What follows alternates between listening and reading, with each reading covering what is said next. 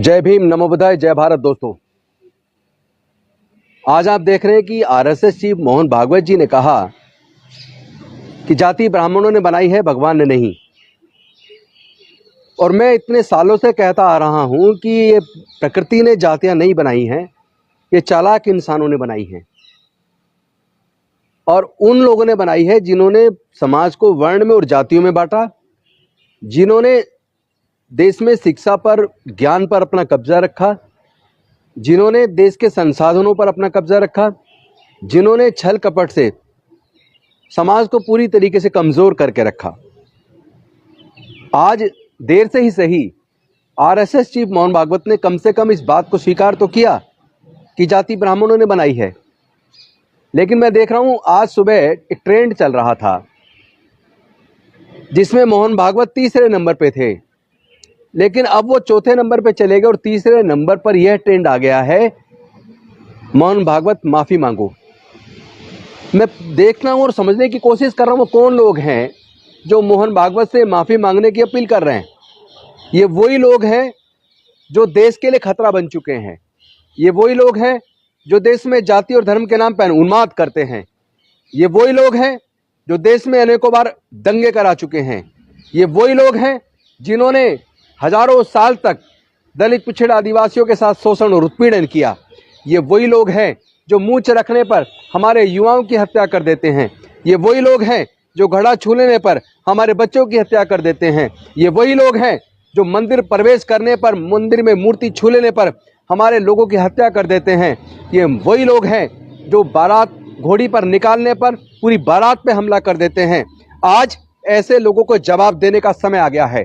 बहुजनों जागो। मैं समझता हूं डॉक्टर बाबा साहब अम्बेडकर का संविधान खत्म करके ये मनुस्मृति लागू करने की साजिश रच रहे हैं। और मुझे लगता है मोहन भागवत जी का बयान हो सकता है 2024 के चुनाव के मद्देनजर आया हो, लेकिन अगर ये षड्यंत्र भी होगा तो इस षड्यंत्र को बहुजन समाज के लोग अब कामयाब नहीं होने देंगे।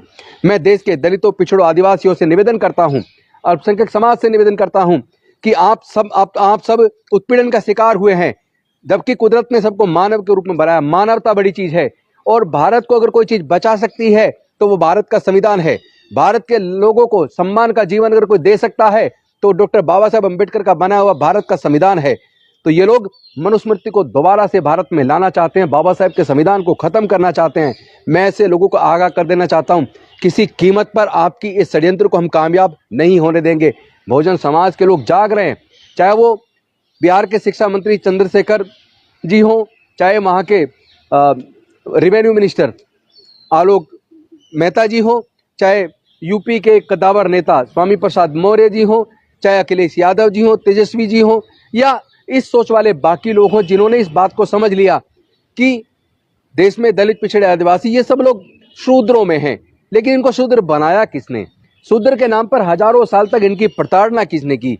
या तो वो समाज स्वयं माफी मांगे, मतलब माफी मोहन भागवत को नहीं, माफी उन लोगों को मांगनी चाहिए जो लोग मोहन भागवत से माफी मांगने का अपील कर रहे हैं, जो ये ट्रेंड चला रहे हैं। ऐसे लोगों को समझ आ जाना चाहिए कि भारत के लोग अब इस तरह की जातिवादी मानसिकता को स्वीकार करने के लिए तैयार नहीं है। इनको होश में आ जाना चाहिए, वरना देश के लोग इनको जवाब जरूर देंगे।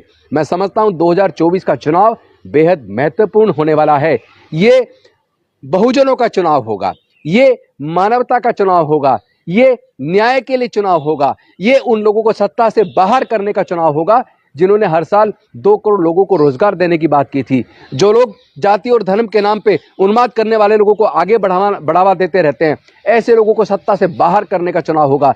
मैं कहना चाहता हूं, अपील करना चाहता हूं पूरे बहुजन समाज से, मानवता के लिए, देश को बचाने के लिए, डॉक्टर बाबा साहब अम्बेडकर के संविधान को बचाने के लिए और मानवता की इज्जत आबरू बचाने के लिए, देश को सम्मान के साथ आगे बढ़ाने के लिए हम सबको एकजुट होकर इस मानवता की और न्याय की लड़ाई को लड़ना होगा।